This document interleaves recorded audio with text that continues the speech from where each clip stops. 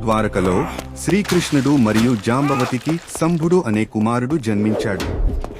కానీ శంభుడు చాలా అల్లరి పిల్లవాడు. పెద్దల మాట వినేవాడు కాదు. ఋషులను, సైనికులను కూడా ఆట పట్టించేవాడు. శ్రీకృష్ణుడు ఎన్నిసార్లు మంచి మార్గం చూపించినా శంభుడు నవ్వేసి పట్టించుకోలేదు. చివరకు కోపానికి గురైన శ్రీకృష్ణుడు శంభుడికి కుష్టు వ్యాధి శాపం ఇచ్చాడు.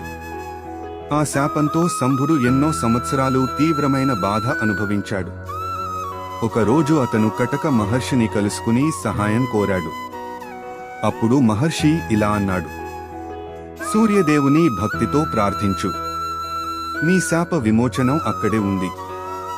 అలా శంభుడు చంద్రభాగా నదీ తీరానికి వెళ్లి 12 సంవత్సరాలు కఠిన తపస్సు చేశాడు. చివరకు సూర్యదేవుడు ప్రత్యక్షమై శంభుడి వ్యాధిని పూర్తిగా నయం చేశాడు. ఆ ఆనందంతో శంభుడు సూర్యదేవుని గౌరవార్థం అద్భుతమైన కోణార్క సూర్య దేవాలయాన్ని నిర్మించాడు.